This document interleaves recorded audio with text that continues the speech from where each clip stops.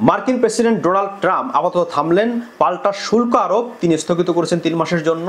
সব দেশের জন্যই তিনি এই সিদ্ধান্ত নিয়েছেন, একটি দেশ ছাড়া, সেটি হচ্ছে চীন। চীনের উপরে তিনি শুল্ক বাড়িয়ে 125% করেছেন এবং অন্য সব দেশের উপরে এই যে শুল্ক সেটি 3 মাসের জন্য স্থগিত করেছেন। এবং এই শুল্ক আরোপের পর সারা বিশ্বেই তার এই পদক্ষেপ নিয়ে সমালোচনা হচ্ছিল এবং খোদ তার মিত্ররাই এটাকে খুব নেতিবাচকভাবে বলছিলেন। এবং কয়েকটি ফ্যাক্টরগুলো তার এই সিদ্ধান্ত পরিবর্তনের ক্ষেত্রে কাজ করেছে এবং সেই ফ্যাক্টরগুলো একটু বুঝে নেওয়া প্রয়োজন যে কেন তিনি এই সিদ্ধান্ত থেকে সরে এলেন। কারণ ট্রাম্পের মতন একজনের ব্যক্তি যিনি যে সিদ্ধান্ত বা যে পদক্ষেপ নেন সেটি কিন্তু সহজে তিনি পরিবর্তন করেন না, বা তিনি তার মতো করেই তিনি বিভিন্ন পদক্ষেপ নেন। এবং যদিও তিনি ভোটে নির্বাচিত, কিন্তু তার দেশেই তার এই আচরণকে স্বৈরাচারী আচরণের সঙ্গে তুলনা করা হচ্ছে এবং দেশের ভিতরেই তিনি ব্যাপক রকম একটা তোপের মুখে পড়েছিলেন। এবং এই পাল্টাপাল্টি যে শুল্ক আরোপ বিশ্বে একটা যুদ্ধাবস্থার মতো তৈরি হয়েছিল, মানে বাণিজ্য যুদ্ধের একটা আবহ তৈরি হয়েছিল। এবং যেসব দেশের উপরে তিনি শুল্ক আরোপ করেছেন এর একটা উল্লেখযোগ্য সংখ্যক দেশ এবার আবার নতুন করে বড় ধরনের শুল্ক যুক্তরাষ্ট্রের বিরুদ্ধে আরোপ করেছে, এর মধ্যে চীন অন্যতম। এছাড়া যুক্তরাষ্ট্রের যে মিত্র দেশগুলো, কানাডা কিংবা ইউরোপের বিভিন্ন দেশও কিন্তু শুল্ক আরোপের মতো পদক্ষেপ নিচ্ছিল। ফলে ট্রাম্পের এই সিদ্ধান্ত থেকে সরে আসা ছিল সময়ের ব্যাপার মাত্র। তিনি আপাতত 3 মাসের জন্য স্থগিত করেছেন এবং বলা হচ্ছে যে এটি আরও হয়তো সময় বাড়বে, তিনি পুনরায় এই শুল্ক আবার চালু করতে পারবেন না, কারণ তার দেশের ভিতরে একটা তছনছ অবস্থা তৈরি হয়েছে। দেশের ভিতরে এবং তার মিত্রদের কাছ থেকে তিনি যে ধরনের তোপের মুখে পড়েছেন সেটাও একটা নজিরবিহীন। এবং তার এই শুল্ক আরোপের পর শেয়ার বাজারে তো ধস নেমেছেই, সেই সঙ্গে বিশ্বের যে শীর্ষ ধনী, অন্তত 500 শীর্ষ ধনীর একদিনেই $20,000 কোটি সম্পদ কমে গেছে এবং শেয়ার বাজারগুলোর অবস্থা খুবই ভয়াবহ পরিস্থিতি চলে যায়। এবং তার মিত্ররাই, যারা তাকে সমর্থন দিয়েছেন, ধনাঢ্য ব্যক্তিবর্গ, তারাই কিন্তু তাকে পরে সমালোচনায় একেবারে বিদ্ধ করতে থাকেন। এবং সে কারণে ট্রাম্প এই তোপ কিন্তু নিতে পারেননি এবং তিনি সেখান থেকে সরে এসেছেন। এবং চীনের প্রতি তিনি তার অবস্থান ঠিক রেখেছেন এবং তার তো একটা মুখ রক্ষা করতে হবে, সে কারণে হয়তোবা তিনি চীনের বিরুদ্ধে পাল্টা শুল্ক আরোপ করেছেন। চীনও কিন্তু ট্রাম্পের শুল্কের বিপরীতে তারাও একটা পাল্টা পদক্ষেপ নিয়েছিল, তারা 85% পর্যন্ত শুল্ক আরোপ করেছিল। এখন সেই চীনের বিরুদ্ধে মূল লড়াইটা এখন হয়তোবা ট্রাম্প চালিয়ে যেতে চান, মানে তাকে একটা শত্রু সামনে রাখতে হবে।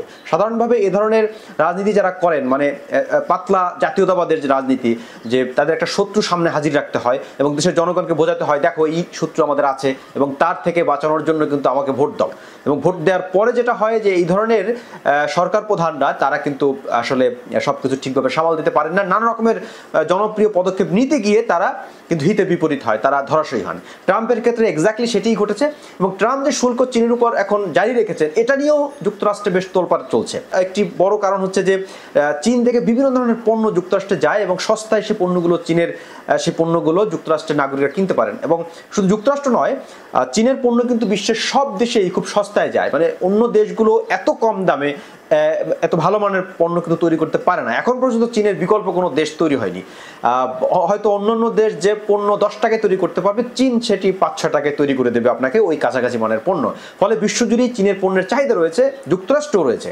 ট্রাম্প চীনের উপর যে শুল্ক জারি রেখেছেন সেটা যদি অব্যাহত থাকে, তাহলে যুক্তরাষ্ট্রের বাজারে আইফোন সহ বিভিন্ন পণ্য যেটা চীনের তৈরি সেগুলোর দাম বেড়ে যাবে এবং বিপুল সংখ্যক আইফোন ইউজার আছে সে দেশে। এবং আইফোন ছাড়াও অন্যান্য যে প্রযুক্তিগত পণ্য সেগুলো যুক্তরাষ্ট্রে গিয়ে থাকে চীন থেকে।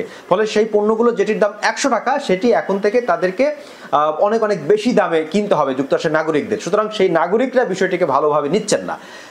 ফলে ট্রাম্পকে যারা ভোট দিয়েছিলেন তারাও এখন তার থেকে মুখ ফিরিয়ে নিচ্ছেন এবং তারাও ট্রাম্পের বিরুদ্ধে কথা বলছেন। যুক্তরাষ্ট্রে ট্রাম্প ব্যাপকভাবে, মানে ঘরের ভিতরেই তিনি ব্যাপকভাবে চাপের মধ্যে রয়েছেন, ঘরের বাইরে মানে বহির্বিশ্ব তার এই পদক্ষেপ অত্যন্ত নেতিবাচকভাবে দেখা হচ্ছিল।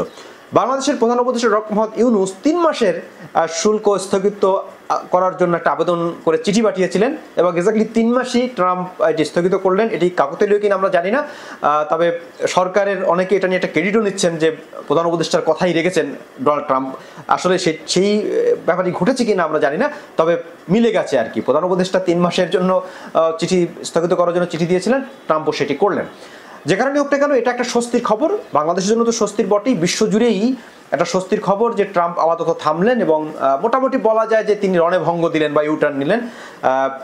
হয়তোবা তাকে এই ট্যারিফ মানে পাল্টা ট্যারিফ আরোপ থেকে তাকে সরে আসতে হবে, কারণ বিশ্ব ইতিমধ্যে এই ট্যারিফের ধকল নিতে পারছিল না, বাণিজ্য যুদ্ধের মতো একটা আবহ তৈরি হয়ে গিয়েছিল। সেই জায়গা থেকে ট্রাম্পের এই পদক্ষেপ স্বস্তির, এবং ট্রাম্পের ধনাঢ্য ব্যক্তিবর্গরাই তাকে এই পদক্ষেপ নিতে হয়তো বাধ্য করেছে, কারণ ট্রাম্প সাধারণ মানুষের কথা শোনার মতো লোক নন, তিনি তার মতো করেই পদক্ষেপ নিয়ে থাকেন। বিশ্ব জুড়েই এটা একটা বড় স্বস্তির খবর। কিন্তু চীন এবং আমেরিকার মধ্যেও যদি এই লড়াইটি অব্যাহত থাকে তাহলে সেটারও কিন্তু ধকল কম নয়, অনেক দেশকেই কিন্তু তার ধকল পোহাতে হবে, কারণ এই দুই দেশ যদি বাণিজ্য যুদ্ধে লিপ্ত হয় তারও কিন্তু ইম্প্যাক্ট নানাভাবে অন্যান্য দেশের উপর পড়তে পারে।